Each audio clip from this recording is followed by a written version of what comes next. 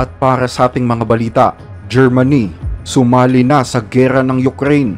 Revolusyon nagsimula na at Ukraine nagwala. Mga eroplano ng Russia muntik nang maubos. Pero bago natin umpisahan ang ating mga balita, mangyari po lamang na i-like ang video ito para sa patuloy na paghahatid natin ng ating mga updates mula sa loob at labas ng bansa. Malaking tulong po ang inyong like para sa aming mga content creator. Maraming salamat po mga kababayan. Nag-iinit na dumagsa nitong weekend sa mga lansangan sa Germany ang libu-libong mga nagpoprotesta para ipahayag ang kanilang pagtutol sa suportang militar na ibinigay ni German Chancellor Friedrich Merz sa Ukraine. Mula sa lungsod ng Munich hanggang sa bayan ng Hanover, nagmarcha ang mga nagpoprotesta, dala-dala ang watawat ng Germany at isang kabaong. Sinabi nila na lalo daw pinapalala ni Merz ang gulo sa pagitan ng Russia at Ukraine at hinihila pa ang buong Germany na sumali dito. Ilan sa mga placards ay may nakasulat na dapat nang umalis si Merz at itigil ang kabaliwan ng NATO. Sa gitna ng lungsod ng Munich, daan-daan ang nagmarcha. Kinukundina ang plano ng Berlin na ipadala ang mga long-range Taurus missiles sa Ukraine. Posible din daw umano na magpadala pa ang Germany ng mga sundalong Aleman malapit sa boundary ng Russia. Matatandaan kasi na pumayag si German Chancellor Merz na bigyan ng unlimited supply ng mga armas ang Ukraine para depensahan ang sarili nito, kabilang umano ang pinaka-advanced na missile sa buong mundo, ang Taurus missiles. Sa tingin ko ay napakadelikado ng Taurus missile system. Sa konsepto pa lang nito, para na itong boomerang. Anumang ipadala mo, sa bandang huli ay babalik din sa iyo. Ibig sabihin, kung ang isang German missile ay tumama sa teritoryo ng Russia, hindi na dapat ikagulat kung ituring man ito ni Putin na isang act of war at gumanti sa mga Aleman na nagpadala ng armas na ito. Kaya malinaw ang aking paninindigan, hindi ako sang-ayon kay Merz, hindi ako sang-ayon sa kanyang pang-uudyok ng digmaan, at mariing tumatanggi ako sa paggamit ng Taurus missile system.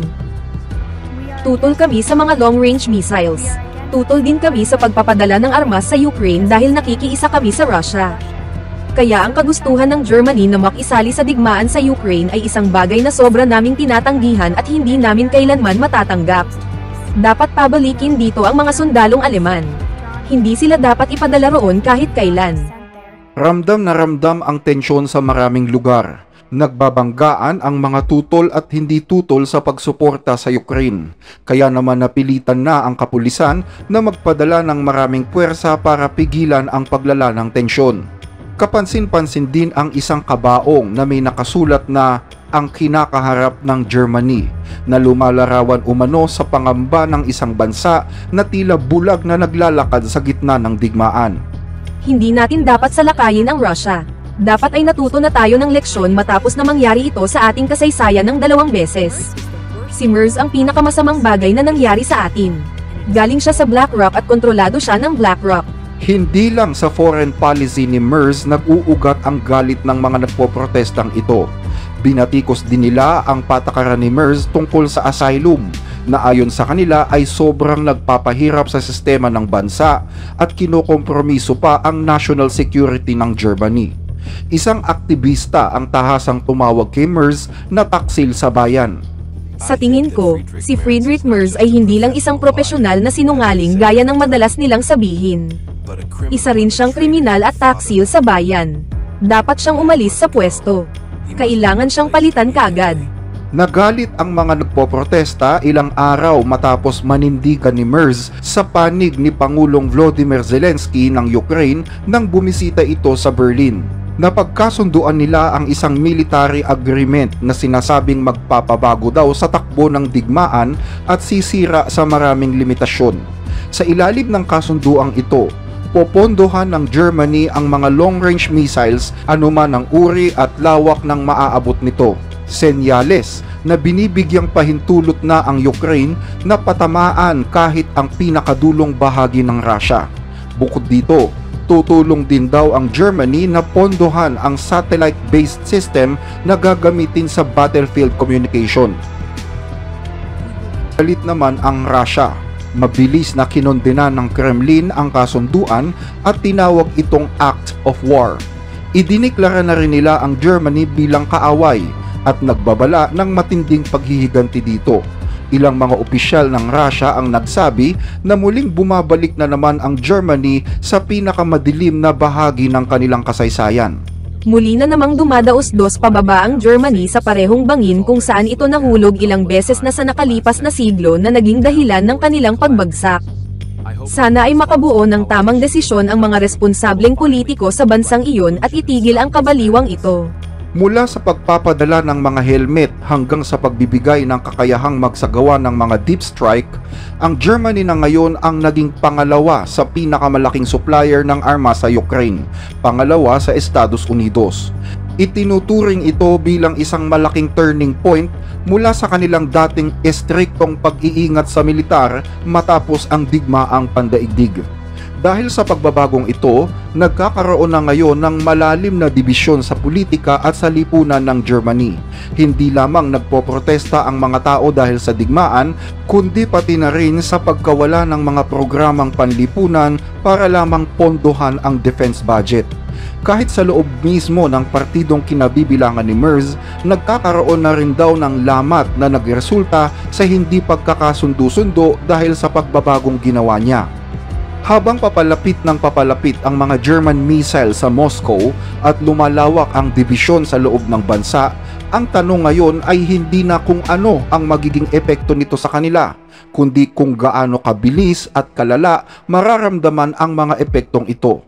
Ang Germany na dating boses ng pag-iingat ay nahaharap ngayon sa delikadong sitwasyon dahil na rin sa mga bagong foreign policy ng kanilang gobyerno.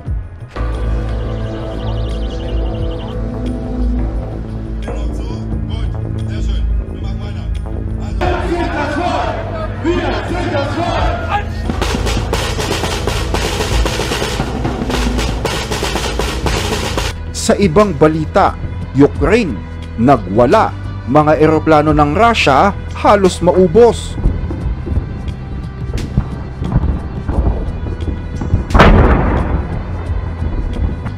Isa ito sa pinakamapangahas at pinakamapanirang pag-atake ng Ukraine laban sa Russia mula nang magsimula ang digmaan. Kagabi, sinabi ni Pangulong Zelensky na nagpakawala sila ng 117 drones para atakihin ang mga air base ng Russia. Mga drones na pinalipad mismo mula sa loob ng Russian territory at sumira sa mga eroplanong pandigma at mga strategic Russian bombers. Napakalawak ng pag-ataking ito. Sa pool ang 4 na airfield mula sa kanlurang bahagi ng Russia patawid ng Moscow hanggang sa malayong silangan ng bansa, libu-libong milya ang layo mula sa Ukraine. Tinawag ang operasyong ito na Operation Spider's Web na isinagawa sa bisperas mismo ng peace talks na gaganapin kinabukasan sa Turkey. Malayo sa teritoryo ng Ukraine, isang nakakahangang pag-atake ang kanilang isinagawa, kung saan isa-isang tinarget ng isang hukbo ng mga drones ang mga strategic bombers ng Russia. Isang operasyon na si Zelensky mismo ang nag-supervise. Ito na ang pinakamapanganib na pag-atake ng Ukraine ngayon. Isang paalaala na sa kabila ng napakalaking puwersa ng Russia, ang Ukraine ay tumatayo bilang isang matalino at matatag na kalaban sa digmaan. Ayon sa mga source, inabot ng 1 taon at kalahati ang preparasyon sa pag-ataking ito. Dose-dose ng drones ang inismagel papasok sa Russia. Itinago sa mga paleta, isinakay sa mga truck, dinala sa malayong airbase at sabay-sabay na pinakawalan doon. Makikita pa sa mga video sa social media ang pulutong ng mga drones na nagliparan sa Siberia hanggang sa Arctic Circle. Namataan pa sa isang gasolinahan ang isinasagawang operasyon. Habang may sunog na nagaganap sa malayo, isa pang drone ang biglang lumitaw sa ere na mabilis namang niradrat ng mga Russian police para pabagsakin. Tumama ang mga drone sa maraming mga military sites sa buong Russia. Tinamaan ang Elena Air Base malapit sa Minsk na malapit sa bansang Finland. May mga pag-atake rin sa Timog Kanluran at Hilagang Silangan ng Moscow at sa malayong silangan, mahigit 4,000 kilometro mula sa frontline sa loob ng Siberia, kung saan nakumpirma na tinamaan ang isang liblib na airbase sa Baylena kung saan nangyari ang kahangahangang pagkawasak sa mga eroplano sa tarmac. Ang mga drones na ito ay pinaniniwala ang mga quadcopter na may 4 na rotor, murang halaga at locally made sa Ukraine. Hindi kalakihan ang mga drones pero eksakto itong dumarating sa target. Ayon pa sa ulat, bawat drone ay may kani-kanyang piloto na kumokontrol mula sa Ukraine. Dahil sa pag-ataking ito, ipinagmamalaki ngayon ng Ukraine na nakagawa sila ng pinsala sa Russia na nagkakahalaga ng 7 bilyong dolyar at matagumpay umanong nawasak ang 1/3 ng mga Russian bombers na ginagamit sa pagpapakawala ng mga cruise missiles. Sa kabuuan, nakasira ang Ukraine ng 40 aircraft bombers ng Russia. Kasama sa mga na-damage na aircraft ang Tupolev Tu-95 strategic bomber na kayang maglunsad ng hanggang 8 missile, Tu-22 long-range bomber at A-50 na tinaguri ang mata at tainga sa himpapawid. Ito ang early warning and control aircraft ng Russia. Kilala namin eksakto kung sino ang binabangga namin. Ipaglalaban namin ang aming sarili sa lahat ng mga paraan na mayroon kami, na mayroon ang Ukraine, at ang mga Ukrainians. Kahit kailan ay hindi namin ginusto ang gerang ito. Sa katunayan ay nag-aalok pa kami ng ceasefire sa mga Ruso. Ayon sa isang alamat na pinaniniwalaan sa Russia, mananatiling ligtas daw ang inang bayan. Walang sino man ang makakapanakit dito. Pero ipinakita umano ng Ukraine na hindi ito totoo at pwede silang makarating kahit saan nila gusto. Naniniwala naman ang mga eksperto na dahil sa nangyari, nagsisimula na raw maging paranoid ang mga military planners sa Russia. Itinanggi naman ng US na may kinalaman sila sa nangyari. Ang operasyon ay mismong pinangunahan ni Zelensky. Mayroon umanong headquarters ang Ukraine sa loob mismo ng Russia, katabi lang mismo ng opisina ng Russian Secret Service, at nagkaroon daw ng maayos na koordinasyon ang pag-atake. Bago nito, inatake ng Russia ang lungsod ng Zaporizhia sa Ukraine. Yan ay matapos makaranas ang bansa ng isang malaking drone at missile attack sa Russia. 12 Ukrainian soldiers ang nasawi sa training base dahil sa pag-ataking ito, na sinundan naman ng pagre-resign ng hepe ng Ukrainian Land Forces.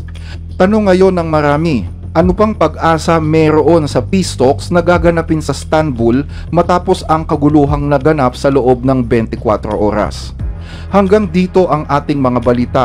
Regular naming binabasa ang inyong mga comment, kaya huwag mag-atubiling i-share ang inyong opinion sa mga napapanahong issue. Maraming salamat po sa inyong pakikinig.